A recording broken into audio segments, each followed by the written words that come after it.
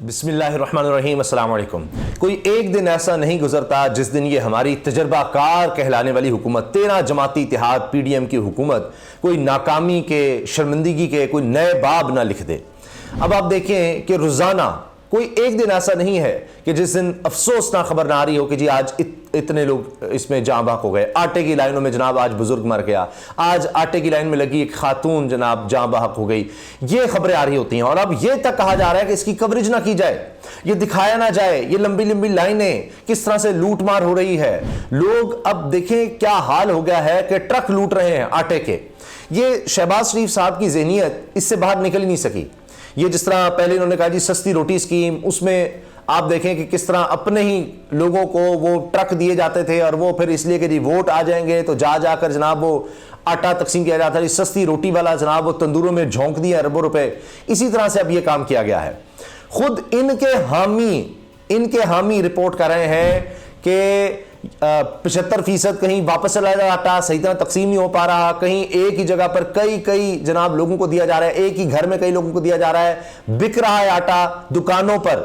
یہ جو سرکاری آٹا ہے جو مفت تقسیم کرنا ہے، ہو کیا رہا ہے کہ سارا خاندان آ جاتا ہے، لوگ وہاں پر لوٹ مار شروع کر دیتے ہیں اور جا کر پھر وہ دکانوں پر بیچ رہے ہیں۔ تو جو متوسط طبقہ ہے، جو ڈیزرونگ ہے، ان میں سے بے شمار لوگ ترس رہے ہیں کہ جناب ان کو بھی یہ سہولت مل سکے۔ اتنا برا حال ہو گیا۔ لیکن دکھ اور افسوس سب سے زیادہ اس چیز کا ہے کہ کیا پاکستان کے بارے میں اب کہا جائے، پوری دنیا میں کیا بات ہو رہی ہے کہ یہ آٹے کی تقسیم میں، آٹے کی لائنوں میں لگ کر لوگ مر رہے ہیں۔ کم از کم 9 لوگ اب تک یہ آٹے کی لائنوں میں لگ کے جاں بحق ہو چکے ہیں کم از کم۔ اور یہ بھی میں آپ کو بتا رہا ہوں کہ چھپایا جا رہا ہے کہ جی بتانا نہیں ہے، زیادہ نہیں بتانا۔ زخمیوں کی تعداد درجنوں میں ہے، درجنوں میں لوگ زخمی ہو چکے ہیں۔ اور اتنی طویل لائنیں ہوتی ہیں، اتنی لمبی لائن، کئی گھنٹے لوگ روزے دار لوگ کئی گھنٹے جناب وہ ہماری عورتیں، بوڑھے، جوان سب لگے ہوئے ہیں اور برا حال ہے اور لوگ مر رہے ہیں۔ لیکن اس طرف دھیان نہیں ہے۔ دھیان کیا ہے کہ جناب چیف جسٹس کو سبق سکھانا ہے، سپریم کورٹ کو سبق سکھانا ہے۔ فیصلے مریم صاحبہ سنا رہی ہیں اور مریم صاحبہ کے اپنے حوالے سے جو ان کا سارا جو ان کی پراپرٹیز یا اثاثے جو ظاہر ہوئے ہیں وہ آپ سنیں گے تو آپ حیران ہوں گے کہ کیا ہو رہا ہے۔ پھر اس کے ساتھ جناب ایک اور چیز میں آپ کو بتا دوں کہ 5 دن بعد 5 دن ہیں ان کے پاس صرف، اور اس کے بعد ایک بڑا دھماکہ ہونے والا ہے ان کے حوالے سے۔ ان کا آپ سمجھیں کہ ایک ایسا امتحان آنے والا ہے کہ پہلے ہی جس میں یہ فیل ہو چکے ہیں اور اب یہ چھپا رہے تھے۔ معاملہ ہے توشہ خانہ کا، اور ان پر مصیبت کا پہاڑ گرنے والا ہے کیونکہ 27 تاریخ کو جو تفصیلی فیصلہ ہے وہ آ گیا ہے لاہور ہائی کورٹ کے جسٹس عاصم حفیظ صاحب کا، جس میں انہوں نے 1 ہفتے کی مہلت دی ہے کہ جنہوں نے چھپائے ہیں توشہ خانہ کے معاملات 2002 سے 2090 کے درمیان کے، وہ سب پبلک کیے جائیں۔ کہاں سے تحفے آئے، کس کے پاس گئے، سب کچھ ڈکلیئر کیا جائے۔ اس میں جو کچھ آنا ہے وہ اتنا ان کو، خیر جب شرم نہ ہو تو کیا کہا جا سکتا ہے کہ جی ان کو شرمندہ کرے گا۔ لیکن جو اب آپ دیکھیں نا، مریم صاحب کہتی ہیں میں نے تو اناناس لیے ہیں، خود ڈکلیئر کر چکی ہیں کہ جی گاڑی بیچی اور جناب میں نے 35 لاکھ کی گاڑی لی یو اے ای والوں سے، یو اے ای کی تحفے میں دی، اور وہ لے کر میں نے 95 لاکھ اس میں پروفٹ کما لیا یا اس سے زیادہ۔ وہ انہوں نے خود جی آئی ٹی میں سارے ڈاکومنٹس دیے ہوئے ہیں اور اپنے ریٹرنز میں بھی جمع کروائے ہیں۔ اب جو کاغذات نامزدگی انہوں نے جمع کروائے ہیں اور اس میں جو کچھ سامنے آیا ہے، مریم صاحبہ کے اثاثوں کی تفصیلات جو آئی ہیں وہ بھی میں آپ کے سامنے رکھوں گا، توشہ خانہ کا بھی معاملہ آپ کے سامنے رکھوں گا۔ لیکن اس سے پہلے آپ یہ دیکھیں کہ خبریں کیا لگ رہی ہیں۔ مفت آٹا تقسیم سینٹر پر پولیس کے تشدد سے ایک خاتون جاں بحق۔ پولیس کا تشدد اب آٹے والوں پر بھی ہو رہا ہے، پی ٹی آئی تو ہے ہی لیکن آٹے کی تقسیم پر بھی ہو رہا ہے۔ اب دیکھیں نا، فواد چودھری صاحب نے جو پریس کانفرنس کی اس میں کہا ہے کہ ایک شاہد حسین صاحب جو ہیں ان کو اس لیے چھوڑ دیا گیا کہ جو برٹش نیشنل سے ان سے معافی بھی مانگی گئی، لیکن پاکستانی نیشنل جو ہے وہ کوئی اچھوت ہے، وہ پتہ نہیں کیا ہے کہ اس کے لیے تو کوئی قانون آئین نہیں ہے۔ اظہر مشوانی ہو، دیگر ہوں، وہ غائب ہیں، لاپتہ ہیں، جو مرضی ان کے ساتھ کرو کیونکہ وہ پاکستانی ہیں۔ پاکستانی ہونا انہوں نے پاکستان میں ایک کلنک بنا دیا ہے۔ آپ یقین جانیں کہ اب یہ ہے کہ اگر آپ پاکستانی ہیں تو آپ کی کوئی عزت نہیں ہے، آپ کے کوئی حقوق نہیں ہے، کچھ نہیں ہے۔ ہاں باہر کا نیشنل ہو تو جناب پھر تو آپ کہ جی باہر کی حکومتیں ہیں، کوئی آواز اٹھا دیں گی، یہاں آپ کی آواز کون اٹھائے گا؟ یہاں تو جنہوں نے آپ کی حفاظت کرنی وہی آپ کو غائب کریں گے، اٹھائیں گے، جو ہو سکے کریں گے۔ حکومت چپ، حکومت کہہ رہی ہے ہمیں پتہ ہی نہیں کہاں گیا کہاں نہیں گیا۔ اور پھر صحافی بیٹھ کے کہہ رہے ہیں جی وہ تحویل میں ہے فلاں ہے لیکن حکومت بتا نہیں کہاں گئے ہیں لوگ جی. تو یہ ایک عجیب بات ہے, پاکستان میں عجیب ماحول بن چکا ہے. اچھا اب آپ یہ دیکھیں اس کے ساتھ ساتھ ایک اور یہ روڈ کے ساہیوال میں ایک اور جو خاتون ہے وہ جاں بحق ہوئی ہے. اسی طرح سے جناب لیاقت پور میں مفت آٹے کے حصول کے لیے آنے والا بزرگ بھگدڑ کے دوران زخمی ہوا, اسپتال منتقل کرنے کے کچھ گھنٹوں بعد جاں بحق ہو گیا. یہاں پر یہ حالات ہیں, آپ یہ دیکھیے, اور یہی خبریں اس وقت ہر طرف ہیں کہ کیا ہوا جناب. جہاں جاتے ہیں, اب جہاں شہباز شریف صاحب نے جانا ہو وہاں کیا ہوتا ہے کہ کسی شادی ہال میں کر لیا جاتا ہے, دکھاوا کیا جاتا ہے, وہاں کرسیاں بھی لگا دی جائیں گی اور وہاں چھاپا مارا جاتا ہے جی شہباز شریف کی طرف سے, جہاں سارے میڈیا کو پہلے ہی پتا ہوتا ہے کہ شہباز شریف سے وہاں پہ آ رہے ہیں. اچانک دورہ ہوتا ہے جہاں پر کرسیاں لگی ہوئی ہیں, بڑا بہترین انتظام ہے, وہ اچانک دورہ ہوتا ہے. مفت آٹے کے اصول کی تگدو میں ایک اور خاتون جاں بحق, یہ جناب یہ جیو کو بھی لگانی پڑ رہی ہے. اب ہر طرف اس طرح سے خبریں ہیں. اب آ جائیے جناب مریم نواز صاحبہ کے اثاثوں کی تفصیلات سنیے آپ.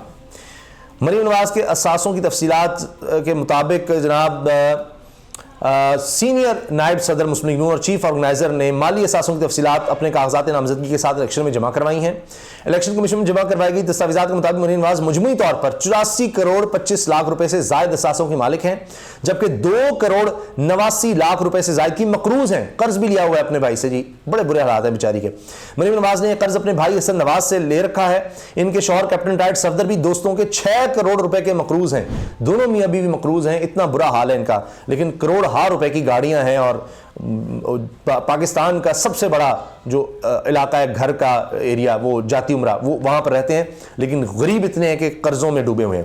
دستاویزات کے مطابق مریم نواز رائمنڈ کے علاقے میں 1400 کنال سے زائد اراضی کی مالک ہیں. 1400 کنال رائمنڈ میں جاتی عمرہ 1400 کنال سے زائد اراضی کی مالک ہیں. یہ وہ خاتون ہیں جو کہتی تھیں میری لندن تو کیا پاکستان میں جائیداد نہیں ہے. پھر کوئی ذریعہ سمجھ نہیں آیا کمائی کا کہ آج تک کیا کیا ہے, لیکن پھر دیکھتے ہی دیکھتے 1400 کنال زرعی نہیں لکھا ہوا, 1400 کنال سے زائد اراضی کی مالک ہیں رائمنڈ میں. ان کی بیرون ملک کوئی جائیداد نہیں ہے. بھائی وہ بھی کیسے سکتی ہے, واہ. مریم نواز نے 3 برس میں 1 کروڑ 90 لاکھ روپے سے زائد زرعی آمدن ظاہر کی ہے. انہوں نے 3 برس میں زرعی اراضی سے آمدن پر 12 لاکھ روپے سے زائد ٹیکس ادا کیا ہے. بڑی مہربانی جی, 3 سالوں میں یہ کچھ 4 لاکھ روپیہ سالانہ ٹیکس ہے. 4 لاکھ روپیہ مریم نواز صاحبہ.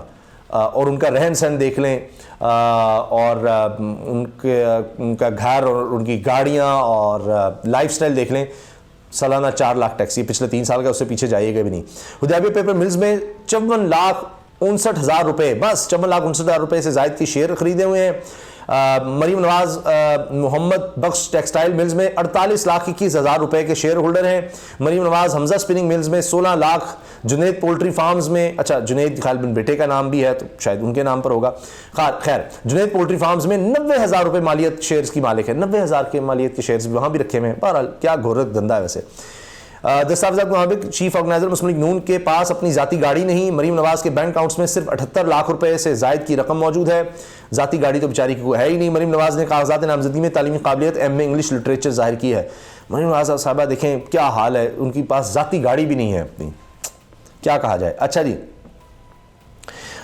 ایک اور خبر میں آپ کو سے شیئر کرنا چاہ رہا ہوں. توشہ خانہ کیس میں عمران خان کی حاضری فائل گم کرنے والے پولیس افسر کو فارغ کر دیا گیا, ان کا بلوچستان تبادلہ کر دیا گیا ہے. یہ جناب ان کے ساتھ بھی ہوا ہے. وہ جو کہتے تھے بلوچستان عمران خان کو لے کر جائیں گے, انہوں نے اپنے ہی افسر کا بلوچستان تبادلہ کر دیا کیونکہ اس نے فائل ہی گم کر دی. اچھا, اس کے ساتھ جناب اب آپ سن لیجئے توشہ خانہ کا جو معاملہ ہے اس میں کیا کیا چیزیں سامنے آنے والی ہیں. اور پھر یہ کہتے ہیں جی توشہ خانہ کا ریکارڈ پبلک نہیں کرنا, یہ حساس ہے, یہ جی گم گیا ہے, یہ مل نہیں رہا, کبھی کچھ کبھی کچھ. لاہور ہائی کورٹ نے حکومت کو توشہ خانہ 1990 سے 2001 تک کا ریکارڈ 7 دن میں پبلک کرنے کا حکم دے دیا ہے. یہ 27 مارچ کی خبر ہے جی. اور 1990 سے 2023 تک تحائف دینے والوں کے نام بھی 7 دن میں منظر عام پر لانے کی ہدایت کر دی ہے. اب 1990 سے 2023 تک سب کے, اور 90 سے 2001 تک کا ریکارڈ جو چھپایا تھا اس میں جناب پیپلز پارٹی, زرداری صاحب اور شریف خاندان پتہ نہیں کیا کچھ لے چکا ہے. لاہور ہائی کورٹ کی جسٹس عاصم حفیظ نے شہری منیر احمد کی درخواست پر فیصلہ جاری کیا. اب یہ بات صرف پائن ایپل اناناس تک نہیں رکنی, میں آپ کو بتا رہا ہوں. عدالت نے ہدایت کی کہ عدالتی حکم کی مصدقہ نقل کے 7 یوم میں توشہ خانہ کا ریکارڈ پبلک کیا جائے. اب وہ ظاہر ہے فیصلہ آ گیا ہے تو 7 دن کے اندر کرنا ہے. تو یہ اب مزید 5 دن کے بعد ان کو کرنا پڑے گا. اور 1990 سے 23 مارچ 2023 تک تحائف دینے والوں کے نام بھی 7 یوم میں عام کیے جائیں. عدالت نے لکھا کہ تحائف کی ملکیت حکومت کے پاس ہوتی ہے. یہ تب تک حکومت کے پاس ہوتے ہیں جب تک انہیں لینے کا طریقہ اختیار نہ کیا جائے. تحائف چھپانا یا اس کی قیمت ادا نہ کرنا غلطی ہے جو خرابی کی رغبت دیتی ہے. توقع کی جاتی ہے کہ جنہوں نے تحائف لیے وہ رضاکارانہ طور پر اسے ڈکلیئر کریں گے. ایسا نہ کرنے والوں کے خلاف فوجداری ایکشن ہو سکتا ہے. فوجداری یہ چھپائے ہوئے ہیں جنہوں نے ادھر ادھر کر دیے, پتہ نہیں کیا کچھ بیچ چکے ہیں, سب بتائیں. نہیں بتائیں گے تو پھر آپ کے خلاف کارروائی ہو سکتی ہے, کیس بن سکتا ہے, مقدمہ بن سکتا ہے, جیل بھی ہو سکتی ہے. عدالت نے قرار دیا کہ کوئی قانون سے بالا تر نہیں, نہ کسی کو اپنے فائدے کے لیے ریاست کو نقصان پہنچانے کی اجازت ہے. تحائف دینے والے کی شناخت کوئی اسٹیٹ سیکرٹ نہیں اور نہ ہی یہ کوئی مقدس معلومات ہے. اس کے لیے استثناء مانگنا نو بادیاتی ذہنیت کے سوا کچھ نہیں. کہ انگریزوں کا دور تھا, یہاں پر ان کی حکومت تھی, برٹش راج تھا, تو کلونیلزم تھا. یہ صرف وہ ذہنیت یہاں پر چل رہی ہے اور انہی کے پیروکار مجھے تو لگتا ہے کہ حکومت کر رہے ہیں. جس طرح سے یہاں پر گرفتاریاں, لوگوں کو اٹھاؤ, دفعہ 144, وہی انگریز کے قوانین کے تحت ظلم اور جبر یہاں پر چلایا جا رہا ہے. لیکن یہ میں آپ کو بتا رہا ہوں, یہ توشہ خانہ آنے کی دیر ہے. آپ دیکھیے گا یہ اتنی بڑی خبر بنے گی, یہ پھر کوئی کھیل کھیلنے کی کوشش کریں گے اس سارے معاملے کو دبانے کے لیے. جس طرح یہ جو لاشیں گر رہی ہیں, یہ آٹا تقسیم کے نام پر اس کو چھپانے کی جس طرح کوشش ہو رہی ہے, تو یہ اسی کو چھپانے کے لیے کوئی نہ کوئی کھیل کھیلنے کی کوشش کریں گے. ان کا کام صرف یہی ہے, کیمرہ کے ذریعے چینلز پر پابندی لگا دو, کوئی سوشل میڈیا پہ بات کر رہا ہے اس کو اٹھا دو, بات نہ کر سکے, کوئی ہمارے جو کالے کرتوت ہیں وہ کوئی نہ سامنے لا سکے. یہ اصل سارا دن, اب سارا وقت اس پر گزرتا ہے. اور عمران خان بس یہ اس کو کس طرح قابو کرنا ہے. پوری پارلیمنٹ جو ہے وہ یہ کام پر لگا دی انہوں نے, کوئی اور کام نہیں ہو رہا. یہ جناب خبریں چھپاؤ, عمران خان کو گھیرا ڈالو, بس. اب وہ کیونکہ لگ رہا ہے کہ سپریم کورٹ آئین کے ساتھ کھڑی ہو رہی ہے, الیکشنز کا کہہ رہی ہے, عوام کے حق کا کہہ رہی ہے, اب اس کے خلاف ہو جاؤ. اس کے علاوہ ان کو کوئی اور پیغام نہیں ہے. اللہ حافظ.